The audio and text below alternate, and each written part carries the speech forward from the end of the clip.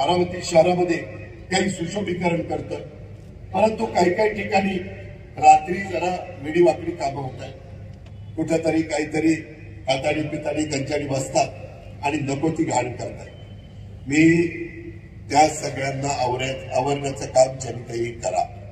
त्याचं कारण असं आहे, मी आजच ऍडिशनल एसपी आणि डीवायएसपीला सांगितलं, हे कुणीही असलं तरी यांना त्या ठिकाणी सोडू नका। काल असंच मी रात्री माझे अधिवेशन संपल्यानंतर अमोलजी मिटकरी बरोबर होते, राजेश विटेकर होते, विक्रम काळे होते।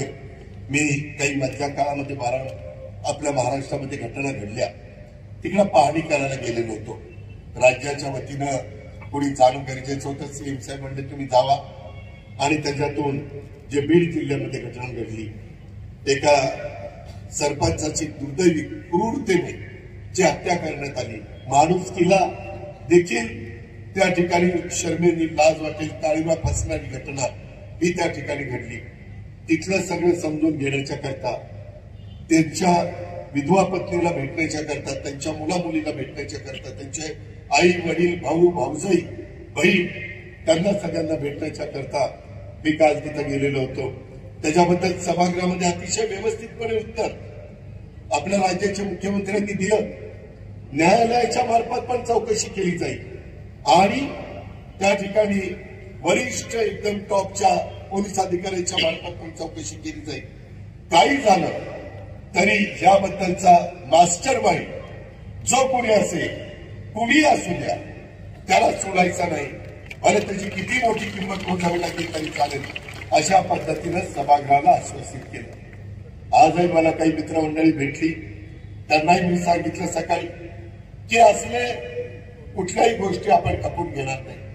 अरे, आपण प्रत्येकाला आधार देण्याच्या करता, प्रत्येकाला मदत करण्याच्या करता, प्रत्येकाला सन्मानाने कसं जगता येईल, त्याला त्या ठिकाणी मदत कशी होईल, इथं कुणालाही भयभीतपणे कुठं काही अडचण त्यांना भयभीतपणे जगता येत आहे असं त्यांना वाटता कामा नये, या पद्धतीचा आम्ही सगळा विचार करतो। आणि त्याच्यातून ज्या काही गोष्टी सांगायच्या त्या सांगितलेल्या आहेत। मी आज देखील तुम्हाला त्या आभाराच्या सभेच्या निमित्तानं सांगतो की याच्यामध्ये आम्ही सगळ्या प्रमुखांनी तिघांनी पण लक्ष घातलेलं आहे। आणि तुम्ही पहा की कुणीही असू द्या, यांना संबंधितांना इतक्या वाईट व्यक्त्या सिव्हिल सर्जनशी बोललो। सिव्हिल सर्जन म्हणला की दादा, पोस्टमॉर्टम करताना आजपर्यंत अशा प्रकारची केस मी आयुष्यात बघितली।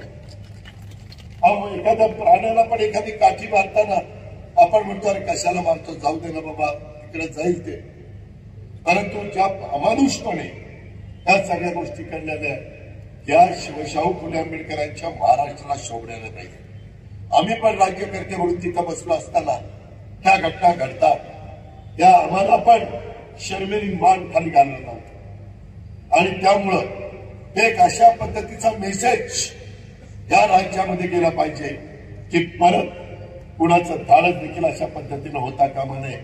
एवढ्या पद्धतीनं आपण पुढे जायचं ठरवलंय आणि या शहाण्यांना कुठल्याही परिस्थितीमध्ये, त्या नालायकांना, अमानुष लोकांना फाशीची शिक्षा झाल्याशिवाय भले फास्ट ट्रॅकवर केस घ्यावी लागली तरी चालेल, परंतु त्यांना सोडायचं नाही।